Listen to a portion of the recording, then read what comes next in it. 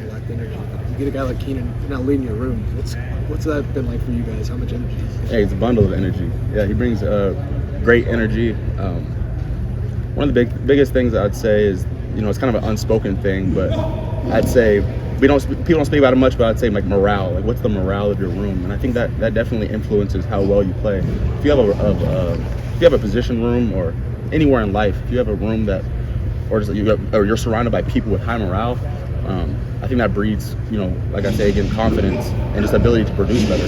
And so I think Coach Key has definitely raised the morale in the room and just, uplifted us and given us an uplifting joy and allowing us to, take bigger strides than maybe we thought we would have. Does he help you guys kind of find the 15 practices in the spring is probably a grind. Does he help you guys find like that joy each day, seeing how much energy he has every day walking in here? Yeah. So every day we come in, he'll have something else on the whiteboard every practice day, whether it's win. He'll write win on all of our whiteboards in front of where we sit.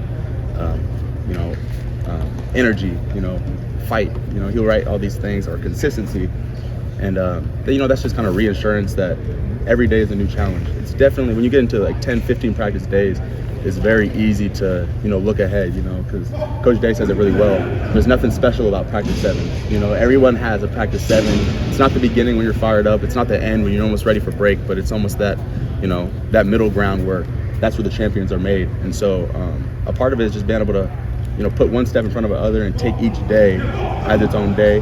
Try not to look too far ahead and don't look in the past, but just win the day while you're here. Two more questions. Keenan was saying that you may have already been asked this, you've taken Jelani under your wing. Yeah. Is that something you would have done for whatever freshman tight end was coming in this year? Or was there something about him, a connection there that you saw in him? I say absolutely. I definitely, tried my best to take on that role of, leadership. I answered that by saying I would have done that for any tight end that would have came in here. But just like I kind of explained it earlier, but one of the things I try to do is, naturally the coaches are going to teach him the X's and O's, so I'm not even huge on, telling him to take this step better or this step better or, those kind of things. When I talk to him, I'm more, talking mentally, just allowing him to do his best to embrace the things that he's going to go through, Like I said earlier, falling off the bike, anybody for the first time, when you go out there and fall off the bike, it's rough initially.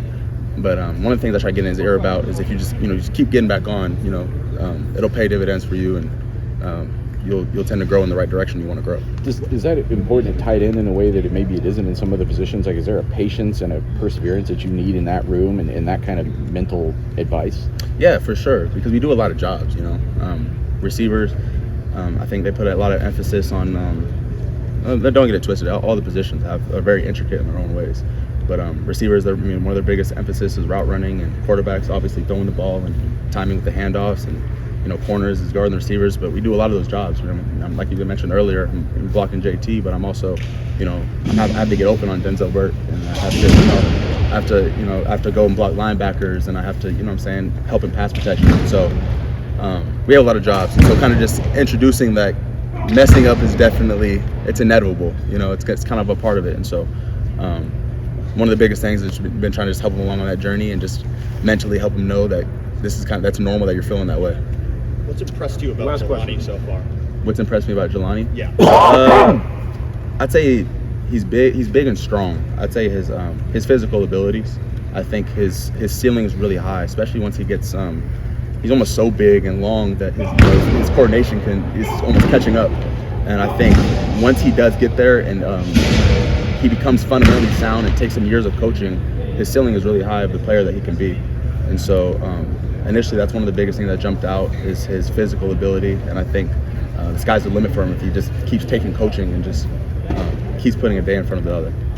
Chief, thank you. Yep. Appreciate it. All right, have a good one, guys.